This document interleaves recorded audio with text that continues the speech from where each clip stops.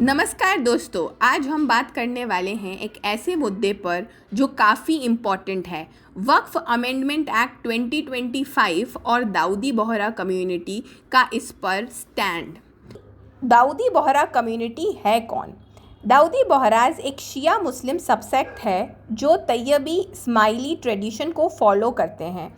इनके spiritual leadership system बिल्कुल centralised होते हैं, जिसमें दाई अल मुतल्लक इनको लीड करते हैं। आज के टाइम में उनके स्पिरिचुअल हेड हैं सैयदना मुफद्दल सैफुद्दीन।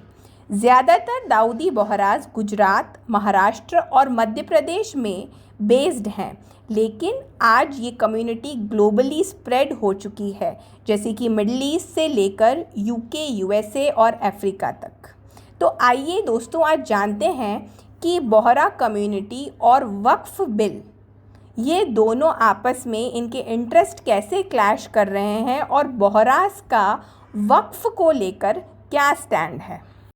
तो दोस्तों, वक्फ एक्ट 2025 में क्या नया है, तो सबसे पहले समझते हैं कि नया क्या है। वक्फ अमेंडमेंट बिल 2025 में अब आगा खानी वक्फ और बोहरा वक्फ को भी इंक्लूड किया गया है। इसका मतलब ये हुआ कि अब आगा खानीज़ और दाऊदी बोहरास के द्वारा बनाए गए वक्फ भी वक्फ एक्ट के अंडर आ सकते हैं। तो दोस्तों, आइए समझते हैं बोहरा समुदाय का क्या स्टैंड है। तो बोहरा समुदाय ने 2024 में पार्लियामेंट्री कमेटी के सामने अपनी पोजीशन को क्लियर करते हुए कहा कि हमारी कम्युनिटी का स्ट्रक्चर और रिलीजियस लीडरशिप सिस्टम यूनिक है।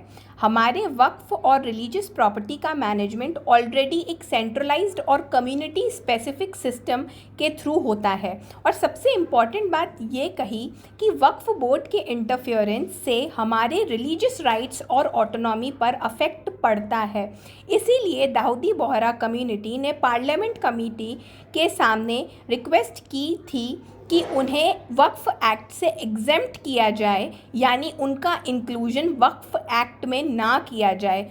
उन्होंने ये भी पॉइंट आउट किया कि वक्फ एक्ट एक जेनेरिक इस्लामिक लॉ है, लेकिन बोहरास की religious and community practices specific और डिस्टिंक्ट है, और इसलिए बोहरा वक्फ को अलग से डिफ़ाइन करने के बजाय उन्हें पूरा एक्ट से ही एक्सक्लूड किया जाना चाहिए।